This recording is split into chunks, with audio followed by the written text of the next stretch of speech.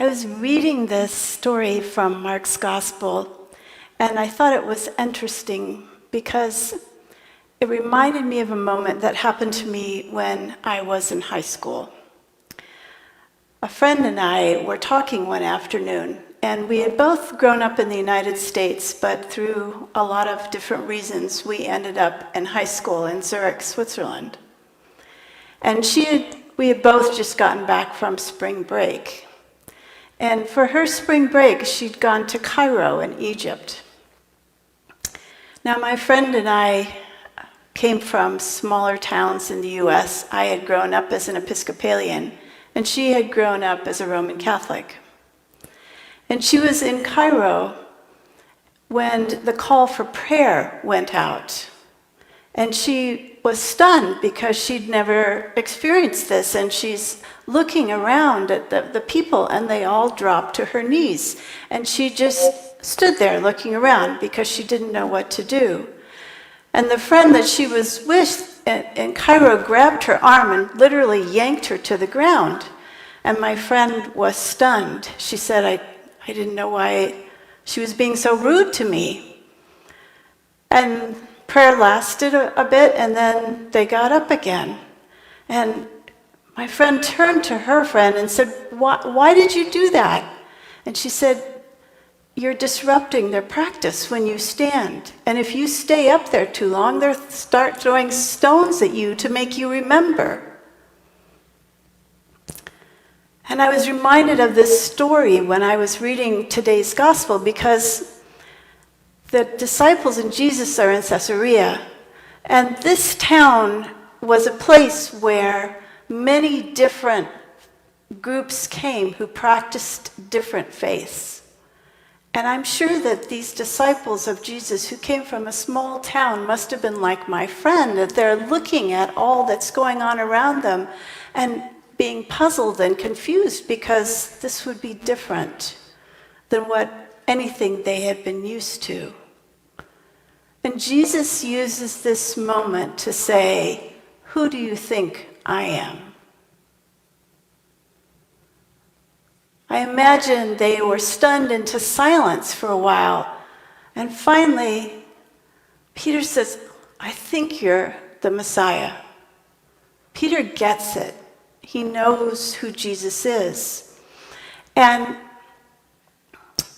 Peter expects what Jesus will do from his own frame of reference, from who he is and what he's experienced, just like my friend reacted in Cairo.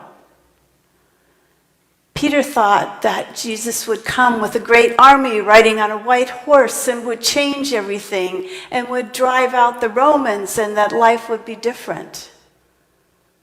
And Jesus said, no, this is not the way this story is going to go. This is not what's going to happen to me. In fact, I will follow this path to the end and I will die. And Peter's appalled. They're all appalled. They're all shocked. But Jesus said, wait and see. And I thought about how recently I have been shocked by what has happened in our world.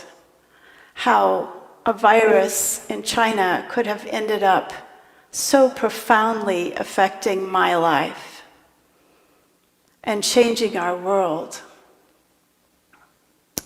But then I stopped for a minute.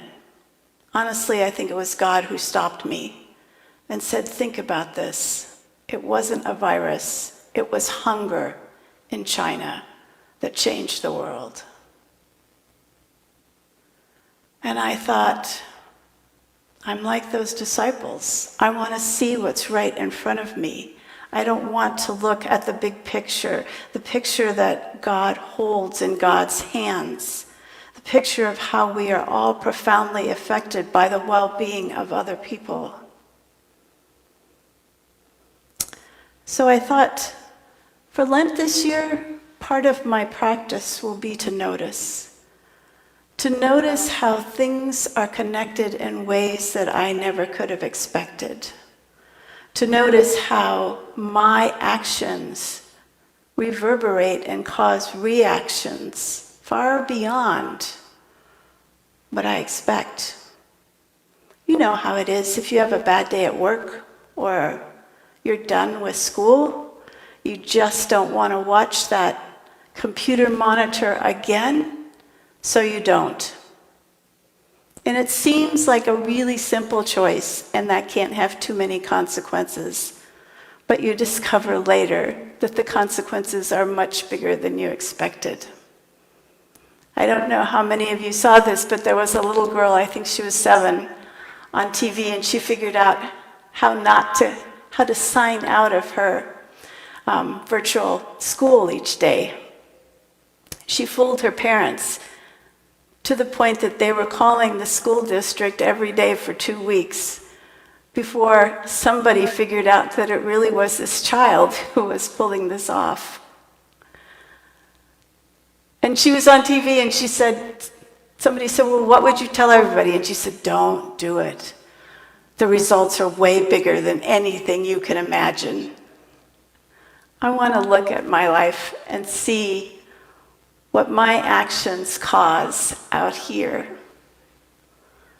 and where God is holding all of this and how God is calling us to start untangling some of this and change the world.